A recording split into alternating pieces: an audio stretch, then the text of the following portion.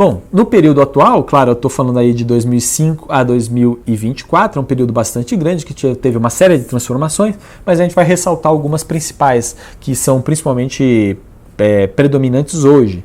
Né? Então, primeiro, nós estamos conectados o tempo todo, não existe mais aquela separação do mundo online e offline. Né?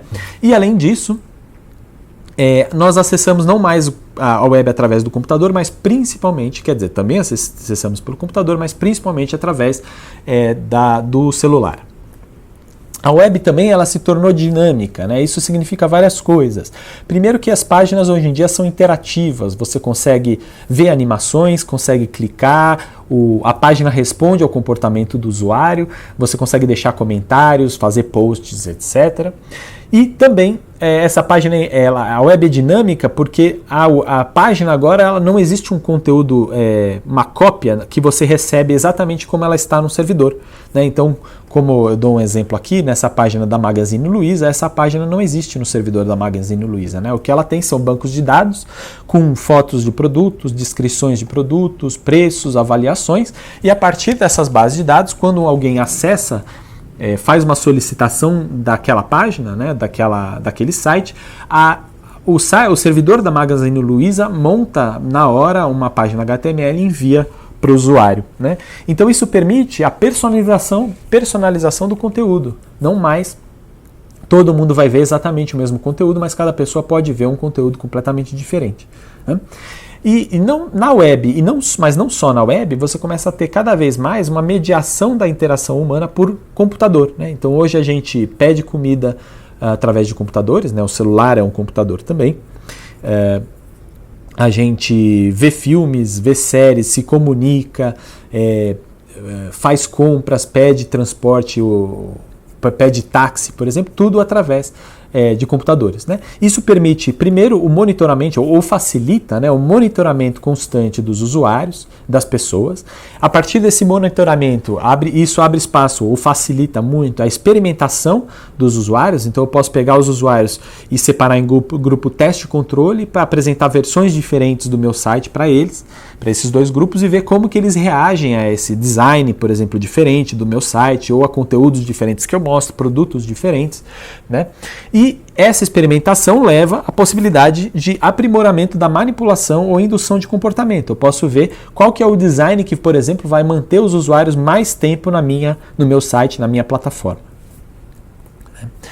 Bom, naquele processo da Web 1.0 até os anos 2000, começam a surgir algumas práticas, né? E posteriormente também continuam surgindo, mas surgem práticas que na época eram pioneiras e às vezes até surpreendentes, mas que hoje se demonstraram muito importantes para esses empreendimentos na web, e hoje eles então se tornaram prática corriqueira. Né? Um exemplo disso é o que se chamou o uso da inteligência coletiva, né, que os empresários chamaram de inteligência coletiva, ou que você pode também chamar de trabalho não pago dos usuários, que, por exemplo, é o uso de avaliações. Né? Então, hoje em dia, isso surgiu de maneira pioneira na Amazon e na eBay, né, na Amazon com avaliação de produtos, e hoje em dia é bastante corriqueiro, você deixa um review lá e isso ajuda tanto os outros usuários, mas também a plataforma a trazer mais confiança de possíveis compradores futuros ou coisa do tipo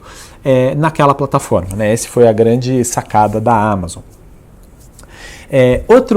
Outra estratégia importante é os chamados de ganhos no agregado. Né? Então, antigamente, por exemplo, uma loja de discos, ela precisava, como ela tinha um espaço físico limitado, para vender discos, ela precisava escolher muito bem o que ela ia botar lá, porque cada disco que ela botasse ocupava espaço. Então, você tinha um problema tanto de armazenamento e distribuição também. Né? Você precisava transportar os discos. Né? Isso era caro.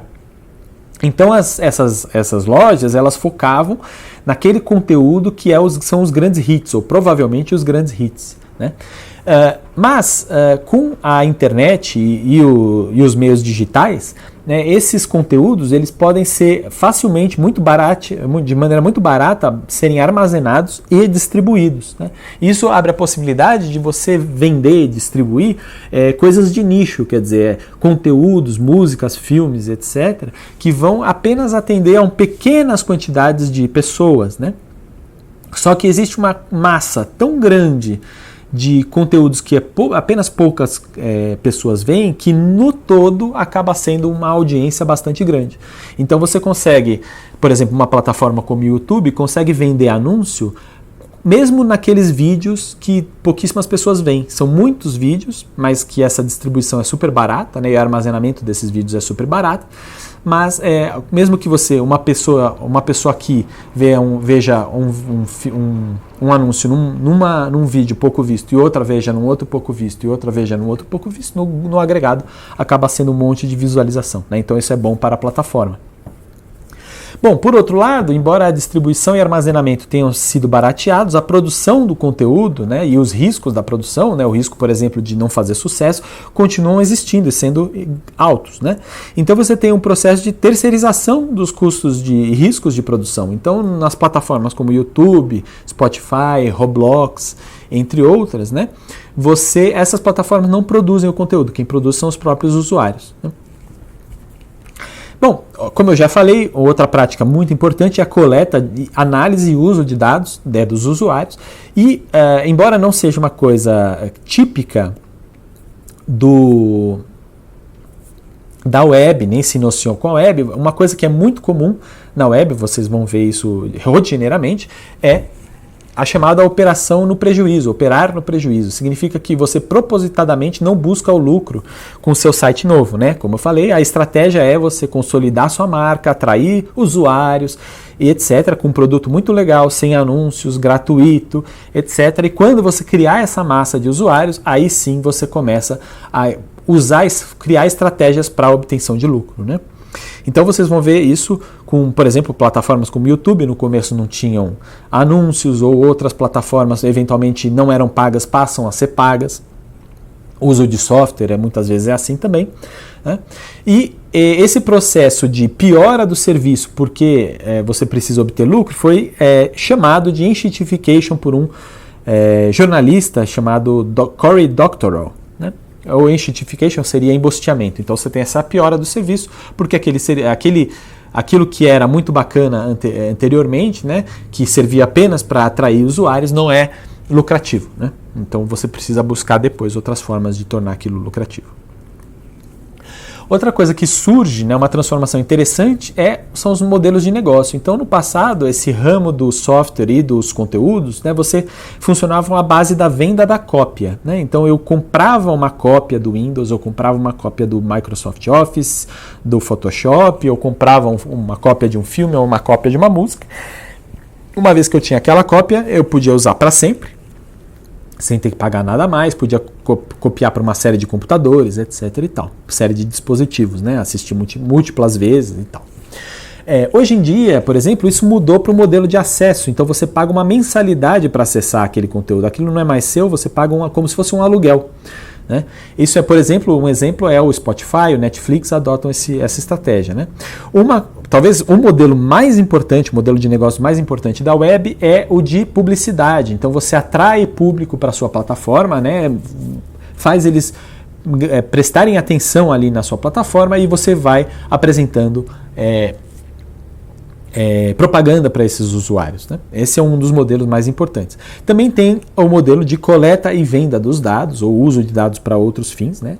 E o modelo de freemium, né? Que você fornece um serviço ou jogo gratuitamente, mas você cobra para funções adicionais ou versões aprimoradas daquele serviço. Daí muitas vezes os sites e serviços online eles combinam todas essas estratégias numa coisa só. Outro aspecto muito importante é o surgimento das plataformas. Então aqui eu estou chamando de plataforma esses sites que facilitam o uso para o usuário para alguma coisa, como compartilhar código, fazer uma venda, fazer uma compra, ou então ver vídeos, jogar jogos ou publicar jogos, e a mesma coisa com música, publicar e ouvir música, né? Mas uma coisa que caracteriza todas essas plataformas é que elas não produzem nada do conteúdo, ou quase nada do conteúdo, do que elas colocam ali, ou dos produtos que elas vendem, né? Quem faz isso são outros usuários, né? Então, é aquela estratégia, né, de você terceirizar essa parte de produção de conteúdo, por exemplo. o uso da inteligência coletiva, né? Agora, embora elas façam isso e tenha esse nome de plataforma, que pode dar a impressão de um espaço neutro, como uma praça pública, isso não é bem verdade, né? Então as plataformas elas determinam de maneira autônoma e de tal qual for melhor para elas, as regras de funcionamento daquele espaço, né? Então, o que pode ser feito, quem pode acessar aquilo, quem não pode, o que é exigido para acessar, o que você pode fazer, quais são os conteúdos que vão ser retirados, quais são os conteúdos ou produtos que podem ser apresentados, o que vai ser recomendado para os outros usuários, para os outros visitantes, o alcance daquilo, né? E nos casos das plataformas que remuneram os produtores, qual que é a remuneração e como vai ser essa remuneração, e se vai ser, se ela vai existir. Eu gosto de fazer uma analogia entre a relação, para explicar a relação dos usuários com a plataforma, através da criação de mel com abelhas, né? Então, nessa analogia, as plataformas são o criador de abelhas, na verdade, as empresas, né, donas das plataformas são os criadores de abelhas, as colmeias são o site em si, né, ou todo o sistema ali, e os usuários são as abelhas, né? Então veja que as abelhas na produção de mel, elas são o insumo do negócio, né? Elas não são o consumidor final ou o usuário final, né? Elas são um insumo, né? E a colmeia, na produção de mel, a colmeia ela não é pensada para o bem-estar da abelha, né? Embora, claro, você precisa respeitar o bem-estar da abelha e atrair as abelhas de alguma maneira, porque senão elas não vão estar na sua colmeia ou vão sofrer com doenças, por exemplo, com fungos, né? Então você precisa atender a necessidade das abelhas, como fornecer água, flores, etc. e tal, mas isso é pensado com a finalidade final de produção de mel, né? E o design da colmeia, estou mostrando aqui dois designs, sendo que essa Langstroth é uma das mais otimizadas, ela é pensada para otimizar a produção de mel e não necessariamente o bem-estar das abelhas, né? Então, por exemplo, essa Langstroth, ela consegue fazer com que as abelhas separem as larvas da produção de mel, de forma que a extração de mel se torna mais fácil e mais eficiente. Por outro lado, né, então, é claro, da mesma forma, as plataformas, o design e toda a lógica de funcionamento delas não é pensada necessariamente para o benefício do usuário, é pensada para a lógica do modelo de negócio daquela plataforma, né? Mas para maximização de lucro, né? Mas nesse processo ela acaba atendendo algumas necessidades dos usuários. Mas nem tudo que a plataforma faz é benéfico para os usuários, assim como nem tudo que a produtor de mel faz com as abelhas é benéfico para as abelhas, né? Então, por exemplo, na produção de mel, quando você vai retirar o mel, você joga a fumaça em cima das abelhas e deixa elas desorientadas, né? Então, também alguns efeitos das plataformas sobre os usuários podem ser prejudiciais aos usuários, né? Porque o objetivo delas não é exatamente o bem-estar dos usuários.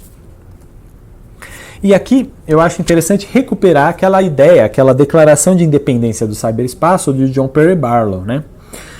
Aqui eu estou colocando um trecho daquela declaração que ele está falando para os governos, né? Então ele fala que os governos derivam o seu poder justo a partir do consentimento dos governados, né? E aí ele fala para os governos, né? Vocês não solicitaram o nosso consentimento nem recebeu, né? Então ele falando assim, como membro desse espaço online, dessa web, que esses usuários não solicitaram nem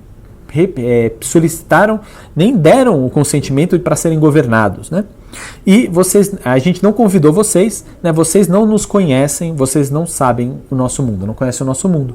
Eu acho interessante que embora a web continue sendo esse espaço descentralizado, em que qualquer pessoa pode colocar um site, grande parte, a imensa maioria das interações da experiência do usuário acontece em plataformas que determinam as regras de funcionamento e governam aquele espaço, né? Então, existe um governo da web, mas não é o governo eleito, né, que a gente está acostumado a chamar de governo, mas são essas próprias empresas, né? E também outra curiosidade é que, embora ninguém leia os termos de uso, né, e nem sabe o que eles dizem, supostamente, quando a gente aceita acessar uma plataforma ou acessa uma plataforma, nós estamos aceitando os termos de uso, então estamos dando o consentimento, né? de maneira inadvertida, mas ainda assim. E outra coisa curiosa é que as plataformas com o monitoramento dos usuários sabem muito a respeito dos usuários e nós sabemos muito pouco a respeito da captura e do que é feito com esses dados. Então isso mostra bastante a quão desatualizada está a Declaração de Independência do Ciberespaço.